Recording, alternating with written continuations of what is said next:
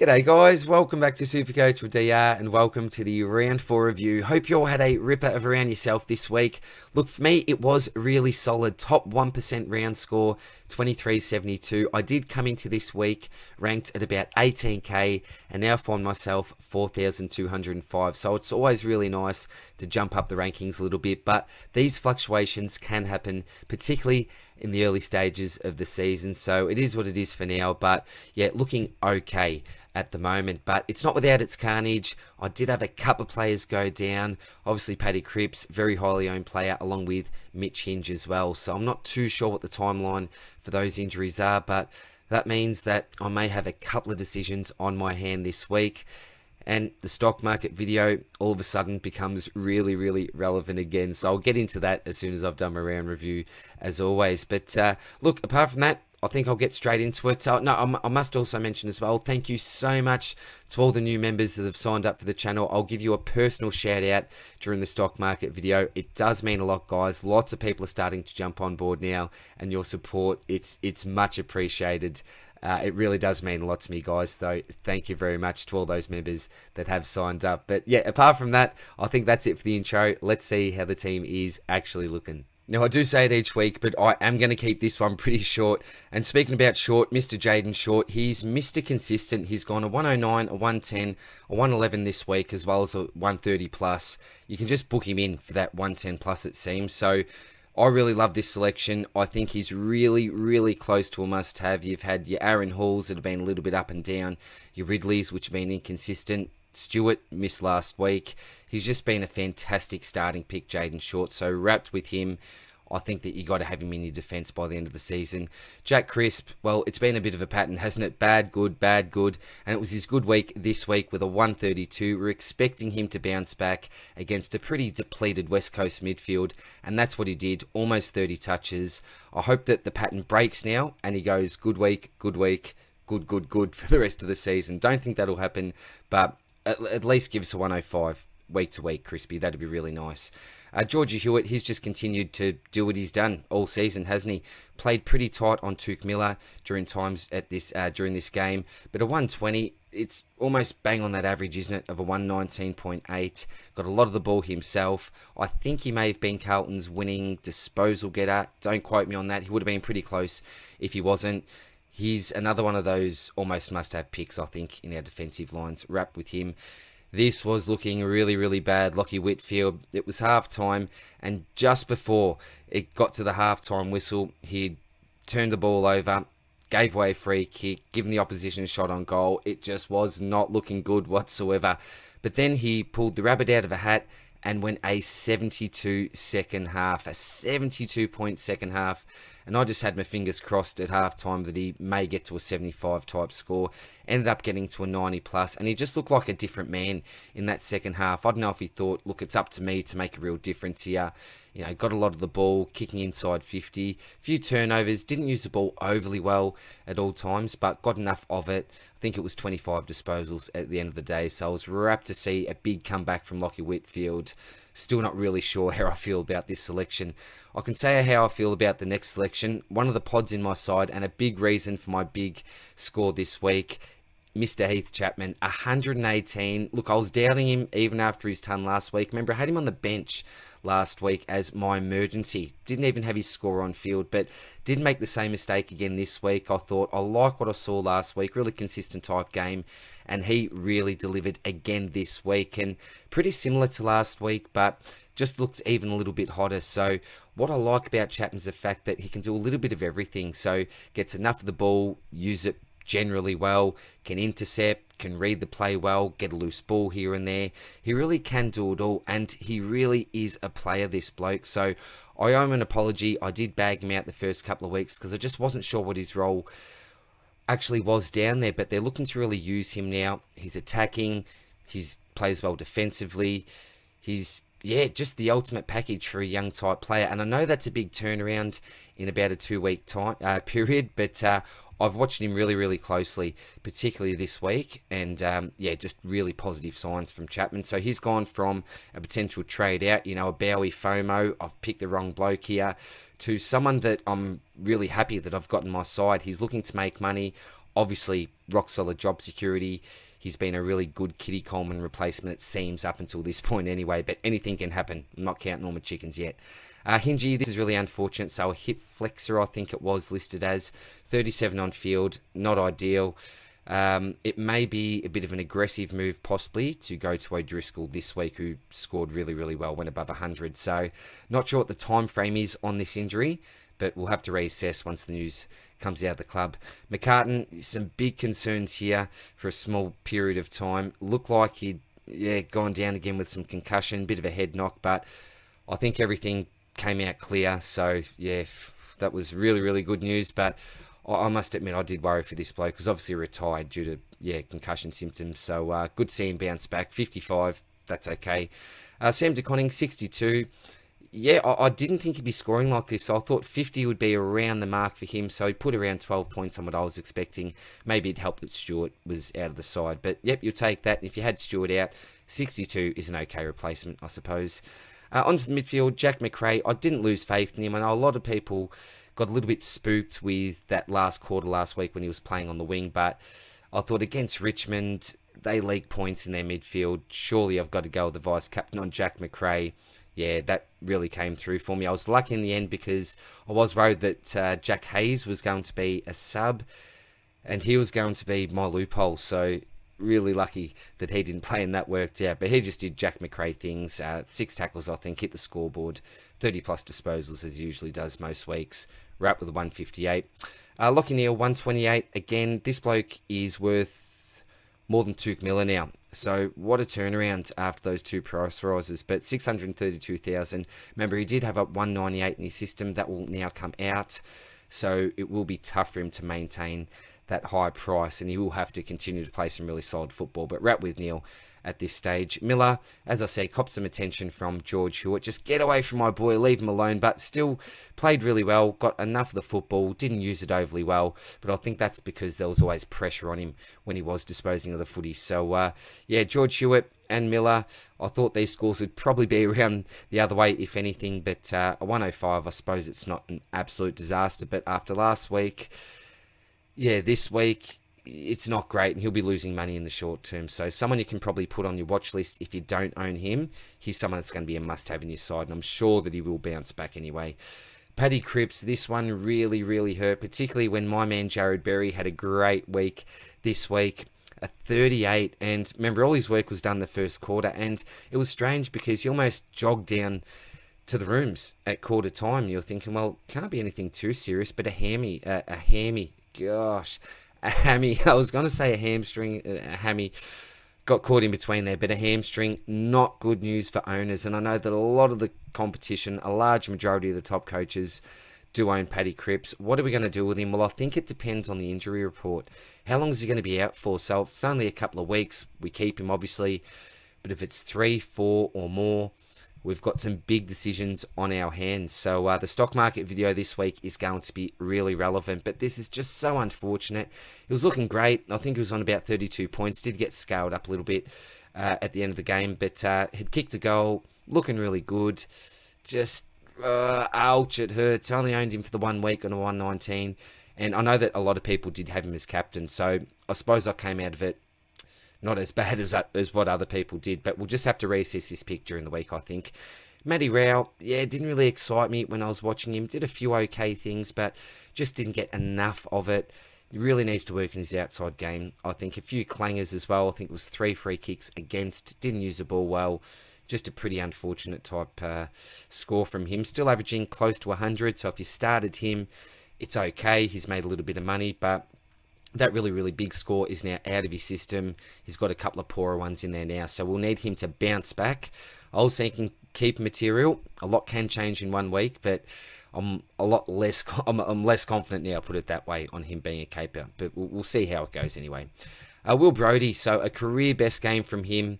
A 135, he's doing everything that I need him to do. So not only is he generating a lot of cash, he's also giving me some really good on-field scores. So he's a big miss if you don't have him, a really, really big miss, because 135 from some that we paid around 220, 240k for, That is absolutely phenomenal. Great return on our money. And that time on ground was still in the 60s. So his points per minute, I dare say it would be as good as anyone in the competitions at the moment. I'd have to look that up. I don't have the stats for that, but just phenomenal, Will Brodie. And if you compare him to Matty Rao, 100.5 for an average, Rao 99. So isn't that amazing? A Gold Coast discard is flourishing again, similar to our man Jared Lyons. It's amazing what can happen, isn't it, with a change of clubs.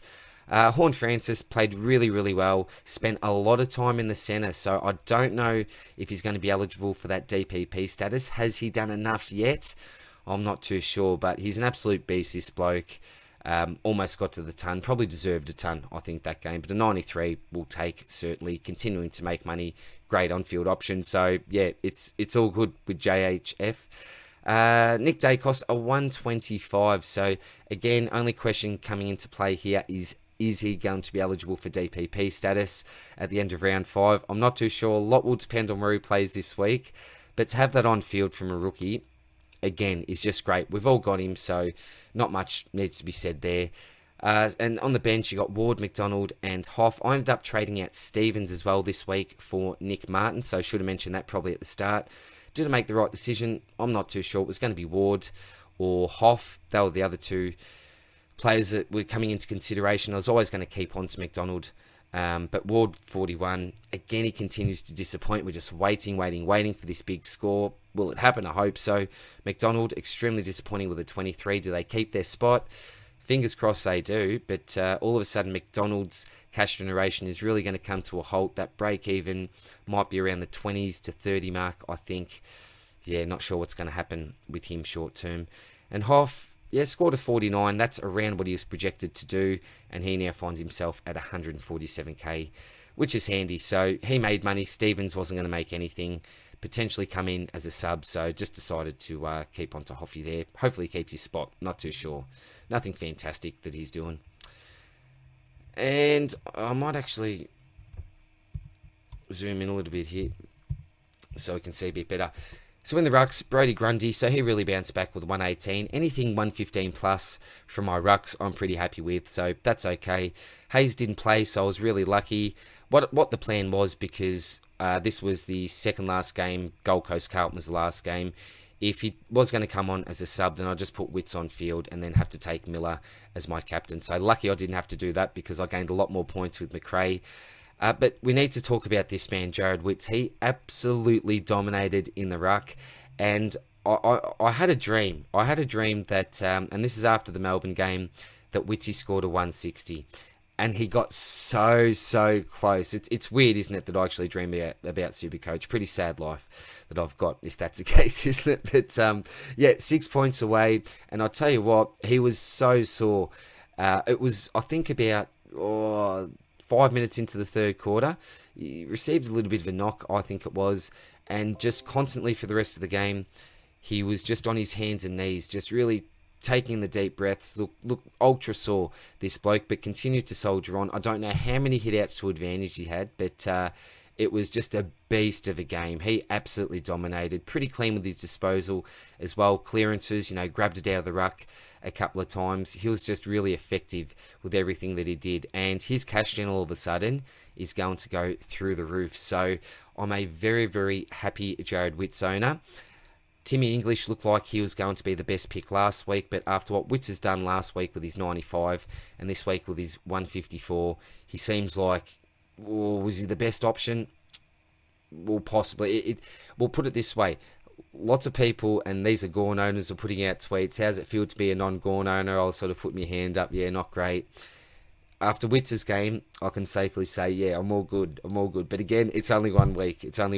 And he just dominated De Koning there. And also playing on Silvani as well. But I noticed that Silvani played most of his time in the ruck when Witts was sore. So if Wittsy was feeling a little bit fresher, man, that 154 could have been close to 170, I think. But I'll take that every day of the week. And he's only owned in about 17% of sides, which is really handy. Dunkley, Mr. Butcher this week, so he's certainly got enough of the football. If he had used it well, that could have been a 130 plus type score, but only a 103. I suppose that's okay, but we expect more from this great man. He just needs to clean things up a little bit, I think. Isaac Heaney, so I said that I wasn't too disappointed last week because I was buying him for his upcoming fixture, and he was just ticking along all game. So at halftime, he was on a 50. Wasn't doing anything too spectacular. Only had the 6 disposals, but what he was doing was tackling. So I think he had about 10 for the game, 7 up until halftime. And then, someone goes down again. Heaney, you're needed up forward. Buddy's gone down. And he just turns the game, doesn't he, in the last quarter. So they got out of jail, didn't they, the Sydney Swans? And I think Mr. Isaac was a big reason for that. So booted a couple of goals in the last, just dominated that last quarter. And I think he got about 60 points for his efforts. So, that's why I bought Isaac Heaney. A little bit disappointed last week, but really repaid the faith this week, hoping for a big one coming up in the next couple of weeks also. Butters, don't know what to do with this pick now. I'm just going to hold, I think. I know what his talent level's like, but he was playing a lot of time up forward. I don't know if that was because he was a little bit sore. I think he got a knock during this game as well. It is a little bit concerning, but he's a very highly owned player, so I think we all suffer with this pick. But I think with Cripps going down, Hinge, we probably just hold for now if he plays this week, which I think he does. But it's just unfortunate. The same as Cog, same as Zeri. These blokes... Well, it's been the first week where I've had 3 of them fail. I've had a couple of weeks where 2 have failed, or not even failed, just haven't had great games, but really disappointing from all 3. So Cogs, after his massive game last week, went right down the gurgle up with a 64, and Cherry received a bit of a knock, wasn't himself. He was on 30-something, about 32 to 34, I think, just at quarter time. Was looking for a huge match. Kicked a goal in that first quarter as well, and then just basically nothing for the entirety for the next 3 quarters, which was disappointing, but hopefully he'll bounce back anyway. Still happy with the Zeri pick. Did bring in Nick Martin, thought I've got to have him on field, so the play was to get out Dylan Stevens, use some DPP, because there's a little bit of rookie roulette going on the midfield there. Just thought I'll get Will Brodie in, who's just going to be a solid on-field option each week, so that way I can have Ward, McDonald and Hoff all on the bench. Don't need to play any of those blokes on field, and Nick Martin's going to be a really solid on-field option, and he didn't disappoint whatsoever on debut. So up to 195k already, he'll continue to make a lot of cash for us. We'll make 150 in the absolute blink of an eye, which would be fantastic. And Rochelle had a really nice week, so he had a great week 1, couple of average games week 2 and week 3, and then booted 3 goals this week. Looks super dangerous as well. So 106, lost that rookie roulette, but I'm going to play Martin on field. I think he's going to be a more consistent scorer. Rochelle, you get a really good score one week and then a little bit lower another week, as we've already seen from him so far. But I think they're a really great combo to have at F6 and F7 at the moment. And Hugh Dixon, wow, almost turned up a 96. I know lots of people may have had him even at R2 this week, depending on what wacky things that you did in your ruck line. But to have him go 96, all of a sudden that cash gen is going to be really, really healthy, really solid. 164,400 now, up from 102k, 62k this week. Those lower scores will be out of his system. Hopefully he can continue to score really, really well. Even at 65, 70s, he's going to make us a really decent amount of coins. So wrapped with the Hugh Dixon selection at the moment. So that is the team for now. Trades this week, well, it's really going to depend on what Cripps does, what Hingy's like, so I'm really not too sure there.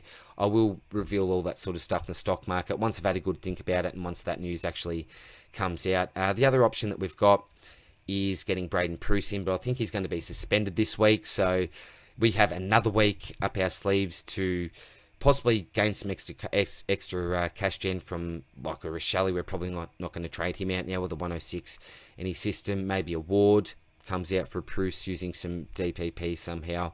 Yeah, we'll see what happens, but hopefully we've got another 1 to 2 weeks to wait on that. And if you are a Pruce owner, bad luck. It's been a bit of a roller coaster and probably will be going into the rest of the season. I think I'm mincing my words. I've had a really big weekend putting in this new kitchen, but that's another story. Won't go into that. But that is it for this week, guys. Hopefully I did keep it pretty quick. Don't know how long we've been going for. Hope you have a great week. I will get straight into the stock market video. It's going to be a big one. As I said, a few injuries that we may need to deal with, a few players that are really starting to rise in price. We may need to jump on before the ship has sailed, but we'll talk about that in the stocky. So take care, guys. Hope all is well, and I'll see you soon in the next one. Cheers, bye.